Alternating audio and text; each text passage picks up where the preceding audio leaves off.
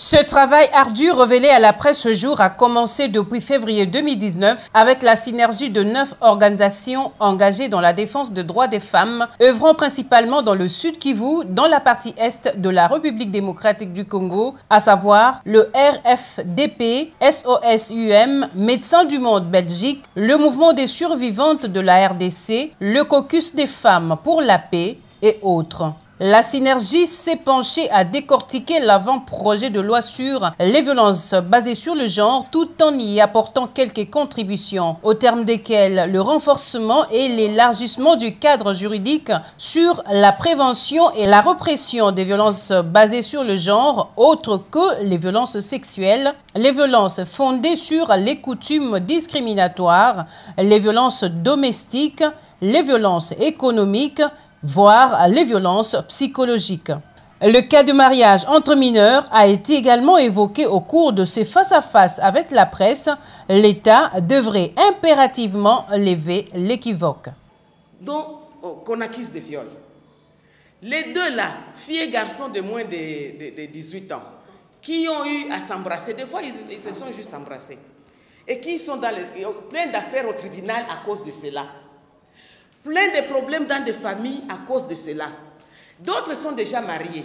D'autres se sont mariés à moins de 16 ans ou à moins de 18 ans, en bonne et due forme par leur famille. Leurs familles les ont mariés en bonne et due forme. Et de lendemain, une ONG, parce que vous dites à cause de l'argent de blanc, qui est en train de travailler sur les violences basées sur les gens, amène ces couples en justice. Il avait épousé cette fille, elle avait encore... elle avait moins de 18 ans. Oui, ils se sont mariés à moins de 18 ans. L'affaire en justice. Les deux là n'ont pas conscience d'être victimes. Les deux n'ont pas confiance. D'ailleurs, ils se disent, nous nous sommes mariés, nos familles nous ont mariés. Quel est le problème? Ils n'ont pas conscience de leur statut de victime, ni d'auteur. L'autre aussi, ni d'auteur, n'en a pas conscience.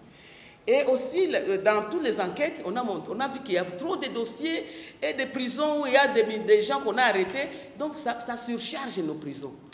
Nous devons, à cette occasion où le pays a l'opportunité de se doter d'une loi contre le VBG, de régler cette question. Il faut régler cette question. Nous pensons que c'est l'occasion de régler la question parce que dans nos enquêtes de terrain, ça préoccupe les gens. Signalons que l'élaboration de cet avant-projet de loi spécifique sur les violences basées sur le genre a été précédée d'une étude en vue de connaître les perceptions des populations sur les VBG ainsi que les types de violences basées sur le genre et leurs différentes manifestations.